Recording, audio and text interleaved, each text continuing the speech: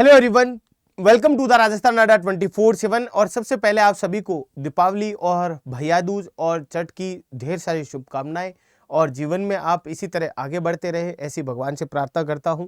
लेकिन उससे पहले कि आज हमारा जो टॉपिक है वो है ये हमारा हॉस्टल वार्डन किस सब्जेक्ट में सबसे ज़्यादा समय दे, समय किस सब्जेक्ट में ज़्यादा देना है सर।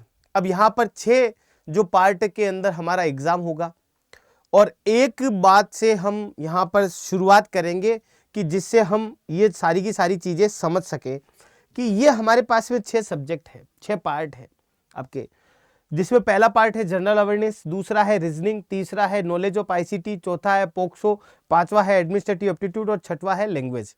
देखो, सबसे पहली चीज़ है समय की। अगर बात करें तो आप इस सब्जेक्ट को तो कंटिन्यू रखिए, इसे तो छोड़ना ही नहीं है। इसकी आप प्रैक्टिस है वो जारी रखिए, प्रैक्टिस कंटिन्यू रखिए। इसको जब तक आपके एग्जाम नहीं हो तब तक आपके डेली बेसिस पर आपको अलग अलग टॉपिक के, यानी कि कह सकते हैं कि पूरे के पूरे जो टॉपिक है इसकी आप प्रैक्टिस कीजिए। ये सारे के सारे टॉपिक है आपके। आप दिन में पजल का क्वेश्चन भी निकालिए, एक आधा सिटिंग अरेंजमेंट का क्वेश्चन भी निकालिए। आप सोचिए कि उसमें क्या गलती हो रही है, क्या नई अप्रोच लगा सकते हैं। डेटा सफिशिएंसी का क्वेश्चन भी एक निकालिए, नई नई चीजें आपको देखने को मिलेगी। वर्बल रीजनिंग है उसके भी निकालिए। जो इनइक्वलिटीज है, ब्लड रिलेशन है, सीक्वेंस एंड सीरीज है, डायरेक्शन टेस्ट है और आपके रीजन वाले हैं, वेन डायग्राम है, इनकी प्रैक्टिस आप टिल एग्जाम तक रखें। यानी कि 40 दिन है आपके लगभग, मान लो अभी से एग्जाम के, तो 40 दिन डेली 1 घंटा है जो आप इसकी प्रैक्टिस डेली करिए, जिससे कि एक एक क्वेश्चन भी एक एक बार निकलेगा तो आसानी से आपको पता चल जाएगा कि क्या करना है। तो पहले तो ये सब्जेक्ट हो गया आपके। दूसरी बात करते हैं आपके, देखो ये 2 सब्जेक्ट है, ये नए हैं आपके, पोक्सो और आपके एडमिनिस्ट्रेटिव एप्टीट्यूड। इसके अंदर क्या करिए आप, इसको तो एग्जाम से पहले 4 बार इन दोनों सब्जेक्ट को आपको रिवाइज करना चाहिए, 4 बार रिवाइज करना चाहिए। जब आप 4 बार रिवाइज करेंगे तो आपके 40 नंबर है वो मुट्ठी में रहेंगे और 40 नंबर है, यही जो दोनों सब्जेक्ट के जो नंबर है वो फैसला करेंगे। हो सकता है कि जनरल नॉलेज में आपका पढ़ा हुआ आ जाए, हो सकता है कंप्यूटर में आपका पढ़ा हुआ आ जाए, लैंग्वेज में तो आपका पढ़ा हुआ आएगा ही आएगा। ये तो देखो जी, इसका तो एक बार आपने कंप्लीट कर लिया, एक बार आपने सिलेबस कंप्लीट कर लिया ग्रामर का पूरा, ठीक है। उसके बाद में एग्जाम से 4-5 दिन पहले, एग्जाम के 4-5 दिन पहले एक बार पूरा रिवीजन कर लेना आप। एग्जाम के 4-5 दिन पहले, 4-5 दिन पहले आप पूरा रिवीजन कर लेना कंप्लीट। 4-5 दिन पहले से पूरा कंप्लीट रिवीजन कर लिया, ठीक है। अब बात करते हैं नॉलेज ऑफ आईसीटी। इसका भी आपको कम से कम 2 बार तो रिवीजन करना ही चाहिए और ज्यादा से ज्यादा आपको क्वेश्चनों की प्रैक्टिस करनी चाहिए, क्योंकि टेक्नोलॉजी एक ऐसा विषय है जिसकी देखो शुरुआत का तो पता है, अंत का पता नहीं है। पोक्सो की शुरुआत और अंत का पता है कि भाई ये इतने ही हमारे पास में 11 टॉपिक है, तो इन 11 टॉपिकों को हमें कम से कम 4-5 बार पढ़ना है। ये 11 के 11 टॉपिक है, 4-5 बार इनकी धाराएं पढ़ोगे, 4-5 बार स्थितियां निकालोगे तो कहीं पर भी नहीं जाने वाले हैं। धाराओं को लेकर के विशेष तौर पर स्टूडेंट्स के है जो प्रॉब्लम रहती है।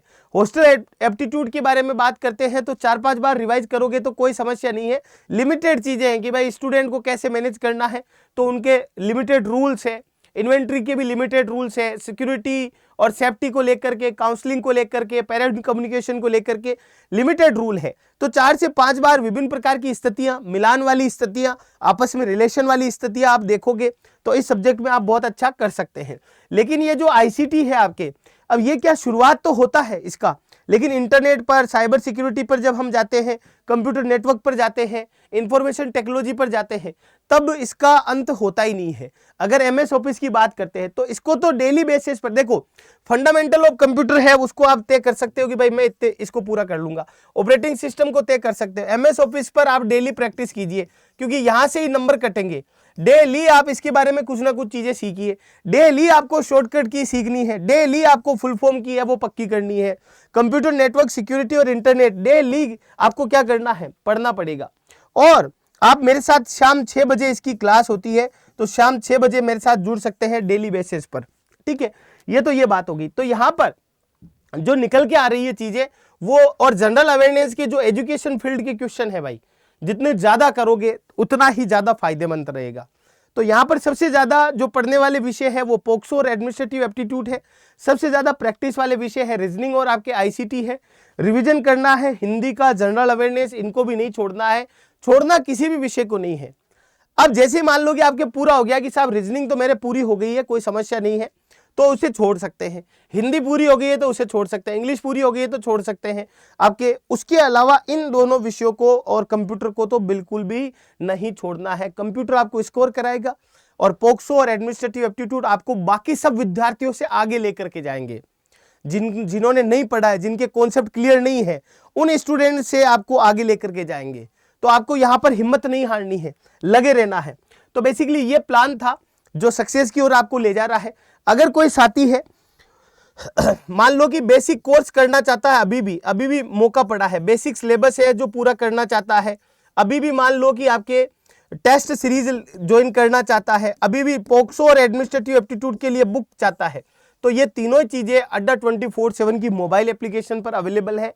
और आप लोगों को अभी दिवाली के मौके पर काफी अच्छा डिस्काउंट भी मिल रहा है। करना क्या है, अड्डा 24/7 की मोबाइल ऐप आपको डाउनलोड करनी है।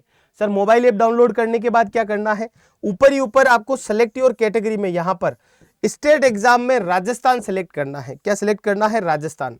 फिर आपको स्टोर का ऑप्शन है वो दाएं तरफ मिलेगा, नीचे नीचे यहाँ पर स्टोर लिखा हुआ होगा, उसमें EMRS दिखेगा आपको। तो EMRS के लिए देखो ये एक रिकॉर्डेड कोर्स है, ये तो आपके बेसिक सिलेबस पूरा होगा। इससे क्या होगा, आपका बेसिक सिलेबस है वो पूरा हो जाएगा। तो इसमें रिकॉर्डेड क्लासेस है आपके, वो रिकॉर्डेड क्लासेस आपको पूरी देखनी है। इसके ऊपर फायदा उठाना दिवाली सेल का, तो कूपन कोड कौन सा लगाना है, Y400R, Y400R कूपन कोड जैसे आप अप्लाई करोगे ये 566 रुपए में आपको दिखाई दे रहा है। और आपको इसमें डिस्काउंट मिल जाएगा जब आप कोइंस का यूज करेंगे। इस कोड के साथ आपको कोइंस का यूज करना है ना। उसके अलावा बात करें कि सर हमें टेस्ट सीरीज चाहिए, तो इसी EMRS कैटेगरी के अंदर आपको यहाँ पर हॉस्टल वार्डन के लिए टेस्ट सीरीज भी अवेलेबल है। बाय नाउ पे क्लिक करेंगे, यहाँ पर कूपन कोड Y400S लगाना है। एस कूपन कोड अप्लाई करोगे तो 194 रुपए में 135 टेस्ट है, सब्जेक्ट वाइज, टॉपिक वाइज, और 5 पूरे मॉक टेस्ट है। तो काफी फायदेमंद रहेगी ये टेस्ट सीरीज आपके लिए। और उसके अलावा अगर आपको बुक चाहिए पोक्सो और एडमिनिस्ट्रेटिव एप्टीट्यूड की, तो ये वाली बुक है जो आप अपने घर पे ऑर्डर कीजिए। इसमें 450 से प्लस क्वेश्चन भी है, दोनों लैंग्वेज में है, आसान भाषा में है, समझ में आ जाएगी। 40 में से 40 नंबर पक्के करने का कैप्सूल समझ लीजिए आप। तो इसमें Y400S कूपन कोड आपको लगाना है। जैसे आप Y400S कूपन कोड लगाएंगे 187 रुपए में आपको ये दिखाई दे रही है, घर पे पहुंच जाएगी आपके Y400S। तो तीनों चीजें हैं, सारी की सारी चीजें मैंने आपको एक्सप्लेन की है। उम्मीद है कि बातें समझ में आई होगी। इसी के साथ इजाजत लेता हूं। जय हिंद, जय भारत।